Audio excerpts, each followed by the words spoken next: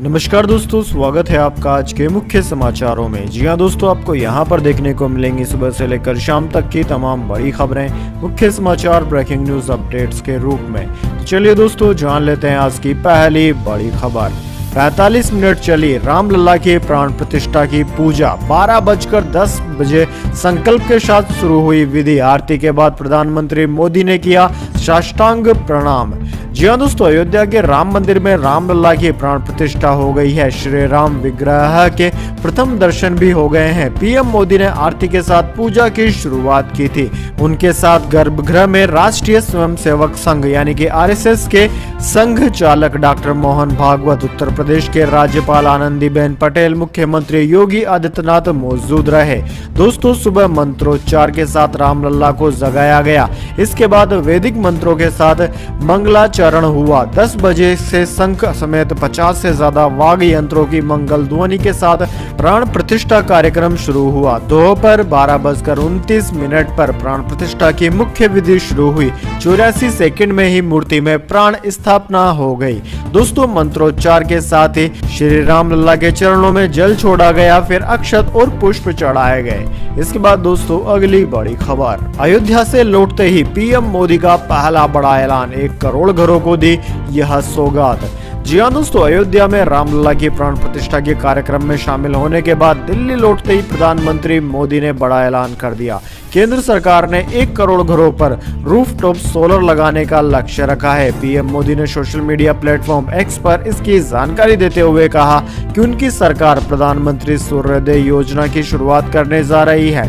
उन्होंने इस स्कीम को भगवान राम से जोड़ते हुए कहा कि सूर्यवंशी भगवान श्री राम के आलोक से विश्व के सभी भक्तगण सदैव ऊर्जा प्राप्त करते हैं। पीएम मोदी ने एक्स पर लिखा कि आज अयोध्या में प्राण प्रतिष्ठा के शुभ अवसर पर मेरा ये संकल्प और प्रशस्त हुआ है कि भारतवासियों के घर की छत पर उनका अपना सोलर रूफटॉप सिस्टम हो। पीएम मोदी ने आगे लिखा, इसलिए अयोध्या से लौटने के बाद मैंने पहला निर्णय लिया है कि हमारी सरकार 1 करोड़ घरों पर रूफटॉप सोलर लगाने के लक्ष्य के साथ प्रधानमंत्री सूर्योदय योजना प्रारंभ करेगी। इसके बाद दोस्तों, अगली बड़ी खबर। राम मंदिर के लिए दान पर टैक्स में मिलेगी छूट। इनकम टैक्स के सेक्शन 80G के तहत मिलेगा फायदा। ट्रस्ट की ऑनलाइन वेबसाइट पर कर सकते हैं दान।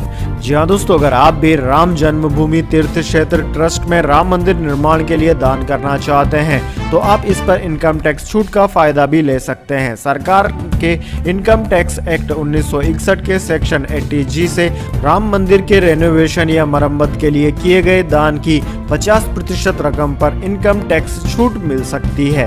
सीए आनंद जैन बताते हैं कि इनकम टैक्स एक्ट 1961 के सेक्शन 80G के तहत सभी टैक्स पेयर्स जैसे कि इंडिविजुअल टैक्स पेयर्स, कंपनियां या फर्म धार्मिक संस्थानों को धन दान करके टैक्स बचा सकते हैं। हालांकि आप हर जगह डोनेशन देकर टैक्स डिस्कशन क्लेम नहीं कर सकते।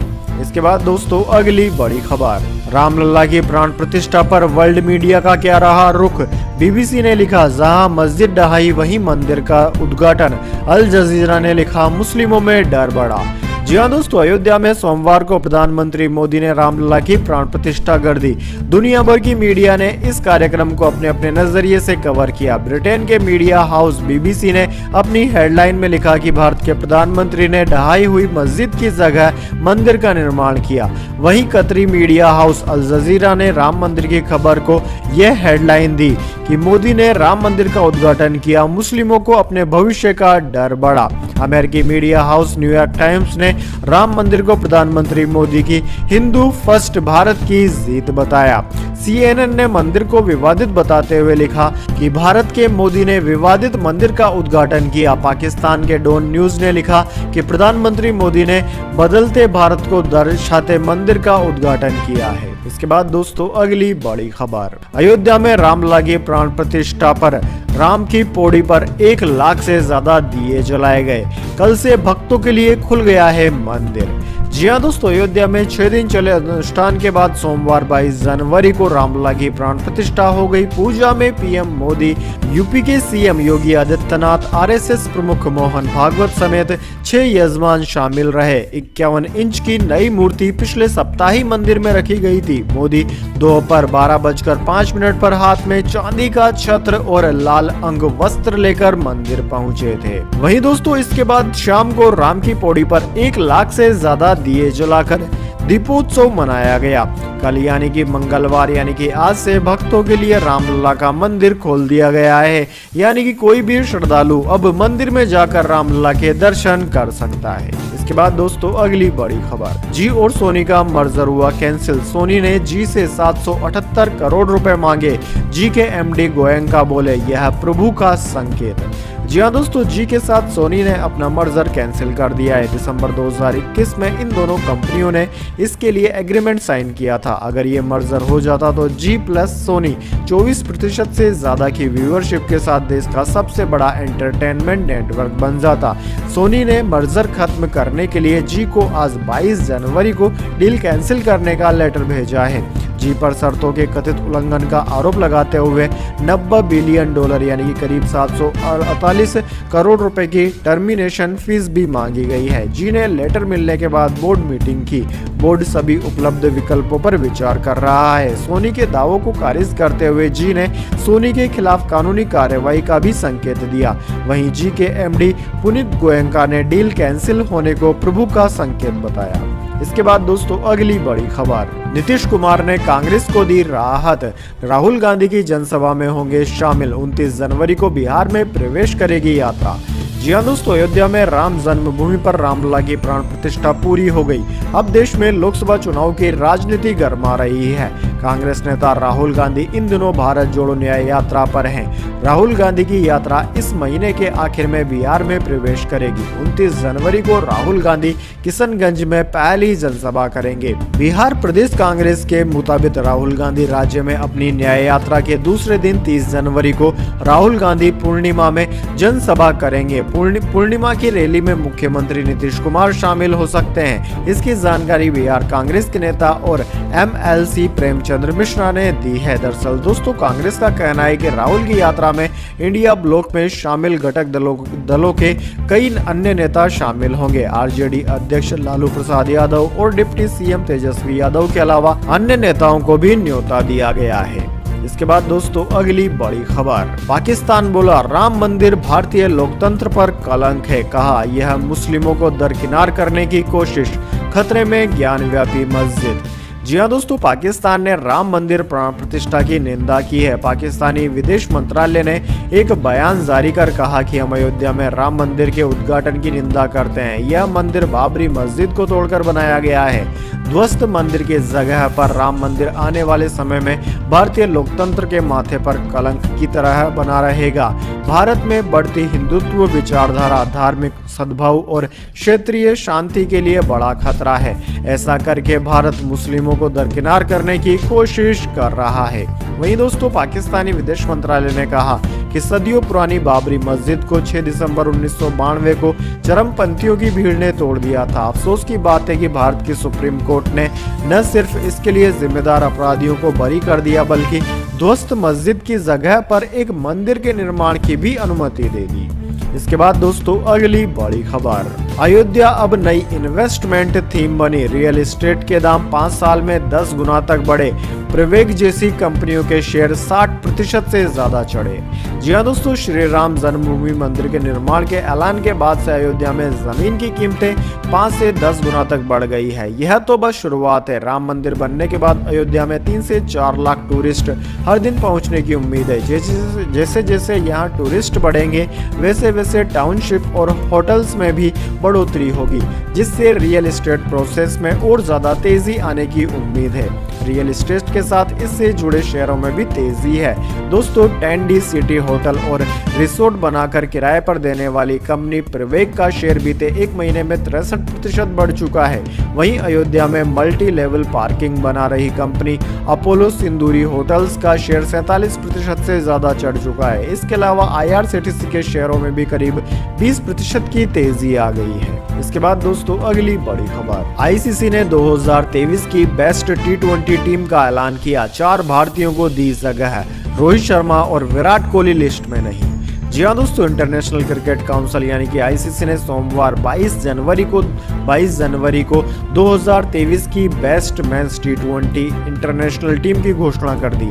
भारत के बल्लेबाज सूर्यकुमार यादव को टीम का कप्तान बनाया गया, जबकि रवि बिश्नोई, यशस्वी जायसवाल और अर्शदीप सिंह टीम में शामिल किए जाने वाले 3 अन्य भारतीय हैं। इसके अलावा निकोलस पूरन, फिलिप सॉल्ट और सिकंदर राजा जैसे प्लेयर्स को भी मौका दिया गया है। दोस्तों, विराट कोहली और रोहित शर्मा को लिस्ट में शामिल नहीं किया गया है। सूर्यकुमार यादव के लिए वनडे क्रिकेट काफी खराब रहा है, लेकिन टी20 में उन्होंने 2023 में कमाल की बल्लेबाजी की। सूर्यकुमार ने पिछले साल 18 मैचों में 737 रन बनाए और 2 शानदार शतक भी लगाए। यादव ने साउथ अफ्रीका के खिलाफ हाल ही में सिर्फ 56 गेंदों पर शतक लगाया था। उसके शतक के दम पर भारत दक्षिण अफ्रीका के खिलाफ सीरीज बराबरी पर खत्म करने में कामयाब हुआ था। दोस्तों, बात करें साल 2023 की बेस्ट टी20 इंटरनेशनल टीम में शामिल खिलाड़ियों की, तो इनमें Yashasvi Jaiswal, Philip Salt, Nicholas Pooran, Suryakumar Yadav, Mark Chapman, Sikandar Raza, Alpesh Ramjani, Mark Adair, Ravi Bishnoi, Richard Ngarava और अर्शदीप सिंह को शामिल किया गया है। इस टीम में निकोलस पूरन को विकेटकीपर बनाया गया है, जबकि सूर्यकुमार यादव को कप्तान की जिम्मेदारी सौंपी है। इसके बाद दोस्तों, अगली बड़ी खबर। कोलकाता में ममता बनर्जी की सद्भावना रैली, बोली क्या बीजेपी महिला विरोधी है? राम का नाम लेती है लेकिन सीता का नहीं।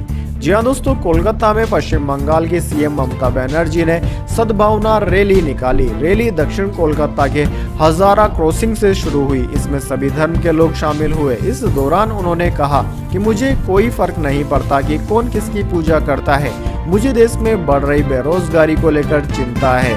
आखिर देश का पैसा कहाँ गया? उन्होंने कहा कि भाजपा केवल भगवान राम की बात करती है, सीता की नहीं।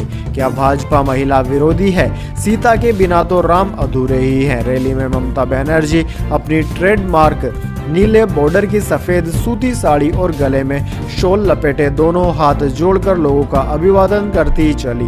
ममता इस रास्ते पर पड़ने वाली मस्जिदों, चर्चों और गुरुद्वारों सभी विभिन्न धार्मिक स्थानों पर पहुंची। रैली हजारा मोड़ से पार्क सर्कस मैदान पर गई। इससे पहले ममता कोलकाता के कालीघाट मंदिर पहुंची और काली माता की पूजा की थी। इसके बाद दोस्तों, जाने अगली बड़ी खबर, लेकिन उससे पहले मेरी आपसे एक छोटी सी रिक्वेस्ट है। अगर दोस्तों आपको अभी तक हमारी न्यूज़ पसंद आई है तो इसे एक छोटा सा लाइक जरूर दे दीजिए, और अगर आपको पसंद नहीं आई है तो बेशक आप डिसलाइक भी कर सकते हैं। लेकिन दोस्तों, लाइक और डिसलाइक जरूर कीजिए, क्योंकि दोस्तों यही हमारी मेहनत का फल होता है और इसी से हमें पता चलता है कि आपको हमारी वीडियोस पसंद आ रही है या नहीं। तो चलिए दोस्तों, जान लेते हैं आज की अगली बड़ी खबर। राम मंदिर उद्घाटन पर बंद रहा शेयर बाजार, लेट हुई इन 9 शेयरों की लिस्टिंग। कई आईपीओ के शेड्यूल में भी हुआ बदलाव। जी हाँ दोस्तों, अयोध्या में राम मंदिर के उद्घाटन और रामलला की प्राण प्रतिष्ठा के मौके पर घरेलू शेयर बाजार पूरी तरीके से बंद रहा। सोमवार को शेयर बाजार में छुट्टी नहीं थी, लेकिन छुट्टी कर दी गई। घरेलू शेयर बाजारों में बीएसई और एनएसई ने सोमवार के अवकाश के बारे में शुक्रवार देर शाम को ही नोटिफिकेशन जारी कर दिया था। इस बदलाव का असर कुछ आईपीओ के ऊपर भी पड़ा है। दरअसल दोस्तों, शेयर बाजारों में छुट्टी का ऐलान होने से पहले सोमवार के लिए कई लिस्टिंग शेड्यूल्स थी। हेल्थ केयर सेक्टर की टीपीएफ फर्म मेडी असिस्ट हेल्थ केयर सर्विसेज के शेयर की लिस्टिंग पहले 22 जनवरी सोमवार को होने वाली थी। अब इसके शेयर 23 जनवरी मंगलवार को बाजार में लिस्ट होंगे। कंपनी हाल ही में 1172 करोड़ रुपए का आईपीओ लेकर आई थी। कंपनी का आईपीओ 15 जनवरी को खुला था और 17 जनवरी को बंद हुआ था। इसके बाद दोस्तों, अगली बड़ी खबर। विराट कोहली इंग्लैंड के खिलाफ शुरुआती 2 टेस्ट मैचों में नहीं खेलेंगे। बीसीसीआई ने बताया निजी वजह से नाम वापस लिया। रिंकू सरफराज और पाटीदार रेस में। जी हाँ दोस्तों, विराट कोहली इंग्लैंड के खिलाफ 25 जनवरी से शुरू हो रही 5 मैचों की टेस्ट सीरीज के पहले 2 मुकाबलों में बाहर हो गए हैं। उन्होंने निजी कारणों से अपना नाम वापस लिया है। बीसीसीआई ने सोमवार को बताया कि विराट कोहली ने कप्तान रोहित शर्मा, सेलेक्टर्स और टीम मैनेजमेंट से बात की और कहा कि उन्होंने हमेशा इस बात पर जोर दिया है कि देश का प्रतिनिधित्व करना हमेशा उनकी सर्वोच्च प्राथमिकता रहे, लेकिन कुछ व्यक्तिगत परिस्थितियां उनके उपस्थिति और पूरे ध्यान की मांग करती है। बोर्ड ने कहा कि सिलेक्शन कमेटी जल्द ही टीम में उनके रिप्लेसमेंट प्लेयर के नाम का ऐलान करेगी। कोहली के विकल्प के तौर पर यूपी के रिंकू सिंह, मुंबई के सरफराज खान और मध्य प्रदेश के रजत पाटीदार में से किसी एक को चुना जा सकता है। इंग्लैंड के खिलाफ टेस्ट सीरीज 25 जनवरी से शुरू होगी। पहला मुकाबला हैदराबाद में खेला जाएगा। इसके बाद दोस्तों अगली बड़ी खबर, जीबी पंत अस्पताल में मरीज को 20 मिनट ऑक्सीजन न मिलने से हुई मौत। स्वाति मालीवाल ने की कार्यवाही की अपील। जी हाँ दोस्तों, दिल्ली के जीबी पंत अस्पताल में महिला आयोग के एक कर्मचारी के पिता की मौत हो गई। उन्हें ऑक्सीजन की जरूरत थी और 20 मिनट तक ऑक्सीजन नहीं मिला और उनकी मौत हो गई। दिल्ली महिला आयोग की पूर्व अध्यक्ष और आम आदमी पार्टी की राज्यसभा उम्मीदवार स्वाति मालीवाल ने यह बात अपने सोशल मीडिया हैंडल एक्स पर बताई है। स्वाति मालीवाल ने दावा किया कि वह जीबी पंत अस्पताल में ही थी। यहाँ फिरदौस खान नाम की एक दिल्ली महिला आयोग की ही एक सदस्य के पिता एडमिट थे। उनके पिता को इमरजेंसी वार्ड में एडमिट कराया गया था और उन्हें 20 मिनट तक ऑक्सीजन नहीं दिया गया। अस्पताल में ही ऑक्सीजन के अभाव में उनकी मौत हो गई। दिल्ली महिला आयोग की पूर्व अध्यक्ष ने आम आदमी पार्टी के विधायक सौरभ भारद्वाज को टैग करते हुए अपने एक्स पोस्ट में कहा कि एक महिला जिसने अधिकार के लिए 9 साल लड़ाई लड़ी हो, उसके साथ अगर ऐसा होता है तो आम लोगों का क्या ही हाल होगा। उन्होंने आप विधायक से अस्पताल के डॉक्टर और अथॉरिटी के खिलाफ सख्त कार्यवाही की मांग की है। इसके बाद दोस्तों अगली बड़ी खबर, ईडी ने दिल्ली गुजरात में की छापेमारी। फर्जी वीजा बनाने वालों के रैकेट का हुआ खुलासा। जी हाँ दोस्तों, परिवर्तन निर्देशालय ने रविवार को कहा कि उसने कुछ प्रमुख साजिशकर्ताओं के खिलाफ गुजरात और दिल्ली में तलाशी ली, जो फर्जी वीजा और पासपोर्ट का उपयोग करके भारतीय नागरिकों को विदेश भेजने का अवैध रैकेट चलाते थे। यह तलाशी 19-20 जनवरी को गुजरात के अहमदाबाद, सूरत और महसाणा और दिल्ली में 22 स्थानों पर की गई। एजेंसी ने एक बयान में कहा कि ये अवैध विदेशी आव्रजन में सहायता के मामले में प्रमुख साजिशकर्ताओं बॉर्बी उर्फ भरत भाई पटेल, रणजीत सिंह और अन्य से जुड़े थे। पटेल को इस मामले में 2022 में गुजरात पुलिस द्वारा गिरफ्तार किया गया था और वह उसी वर्ष हुए डिगुचा मामले में भी शामिल थे, जहां कनाडा से अमेरिका में अवैध रूप से प्रवेश करने का प्रयास करते समय 4 लोगों के एक भारतीय परिवार की मौत हो गई थी। मनी लॉन्ड्रिंग रोकथाम अधिनियम की विभिन्न धाराओं के तहत दर्ज ईडी का मामला 2015 से भारतीय नागरिकों को अवैध रूप से विदेश भेजने में उनकी कथित संलिप्तता के लिए आईपीसी और पासपोर्ट अधिनियम के तहत आरोपियों के खिलाफ दर्ज गुजरात पुलिस की 2 एफआईआर से उपजा है। इसके बाद दोस्तों अगली बड़ी खबर, सुप्रीम कोर्ट ने एकनाथ शिंदे गुट को भेजा नोटिस। स्पीकर नार्वेकर ने इसी गुट को असली शिवसेना बताया था। उद्धव ठाकरे ने आदेश को चुनौती दी। जी हाँ दोस्तों, सुप्रीम कोर्ट ने सोमवार को उद्धव ठाकरे गुट की याचिका पर शिंदे गुट को नोटिस जारी किया है। नोटिस स्पीकर राहुल नार्वेकर के उस आदेश पर दिया गया जिसमें उन्होंने शिंदे के नेतृत्व वाले गुट को असली शिवसेना घोषित कर दिया था। Chief justice of India D Y Chandrachud, justice J P Pardiwala और जस्टिस मनोज मिश्रा की बेंच ने मुख्यमंत्री शिंदे और अन्य विधायकों से 2 सप्ताह में जवाब मांगा है। दरअसल दोस्तों, स्पीकर ने 10 जनवरी को मुख्यमंत्री एकनाथ शिंदे समेत उनके गुट के 16 विधायकों को अयोग्य करार देने की उद्धव ठाकरे की अपील खारिज कर दी थी, यानी कि इन सब की सदस्यता बरकरार रहेगी। इसके साथ ही स्पीकर ने कहा था कि शिंदे गुट ही असली शिवसेना है। इसी के खिलाफ उद्धव गुट ने 15 जनवरी को कोर्ट में याचिका दायर की। इसके बाद दोस्तों अगली बड़ी खबर, प्रधानमंत्री मोदी का भाषण राम राम से शुरू हुआ, जय श्री राम पर हुआ खत्म। 35 मिनट में 114 बार राम नाम लिया। कहा कुछ लोग कहते थे मंदिर बना तो आग लग जाएगी। जी हाँ दोस्तों, अयोध्या में सोमवार को श्री राम लल्ला की प्राण प्रतिष्ठा कर दी गई। प्रधानमंत्री मोदी मुख्य यजमान रहे। दोपहर 12 बजे हल्की पीली धोती कुर्ता पहने वे मंदिर में आए। हाथ में थाली थी जिसमें श्री राम के लिए चांदी का छत्र भी था। 12:05 पर गर्भगृह में श्री राम लल्ला की प्राण प्रतिष्ठा शुरू हुई, जो करीब 1 घंटे चली। इसमें प्रधानमंत्री शामिल रहे। उन्होंने भगवान की आरती कर चंवर ढुलाया, फिर राम के चरणों में कमल रखकर परिक्रमा की और साष्टांग प्रणाम किया। वहीं दोस्तों इससे पहले मोदी ने मुख्य पुजारी सत्येंद्र दास से कलावा बांधवाया और उनके पैर छुए। संतों ने उन्हें उपहार स्वरूप सोने की अंगूठी भी भेंट की। वहीं दोस्तों इसके बाद प्रधानमंत्री मोदी ने अपने भाषण में कहा कि रामलला अब टेंट में नहीं दिव्य मंदिर में रहेंगे। राम मंदिर के निर्माण के बाद से देशवासियों में नया उत्साह पैदा हो गया। आज हमें सदियों की धरोहर मिली है, श्री राम का मंदिर मिला है। 22 जनवरी 2024 का ये सूरज एक अद्भुत आभा लेकर आया है। ये कैलेंडर पर लिखी एक तारीख नहीं बल्कि ये एक नए कालचक्र का उद्गम है। लोग इसे हजारों साल तक याद रखेंगे। इसके बाद दोस्तों अगली बड़ी खबर, 5 दिन में पाकिस्तान ईरान के डिप्लोमेटिक रिलेशन हुए नॉर्मल। दोनों देशों के एम्बेसडर काम संभालेंगे। ईरान के फॉरेन मिनिस्टर 29 को पाकिस्तान आएंगे। जी हाँ दोस्तों, पाकिस्तान और ईरान के बीच पिछले हफ्ते से जारी तनाव खत्म होता जा रहा है। 16-17 जनवरी की दरमियानी रात ईरान ने पाकिस्तान के बलूचिस्तान में आतंकी संगठन जैश अल अदल के ठिकानों पर एयर स्ट्राइक की थी।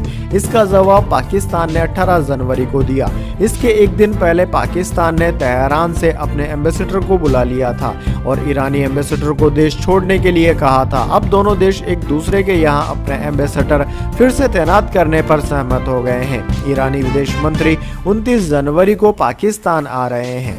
दोस्तों आपकी जानकारी के लिए बता दें, सोमवार शाम पाकिस्तान की फॉरेन मिनिस्ट्री की तरफ से बयान जारी किया गया था। इसमें कहा गया था कि ईरान और पाकिस्तान इस बात पर सहमत हो गए हैं कि हम फिर से हाई लेवल डिप्लोमेटिक रिलेशन बहाल करें।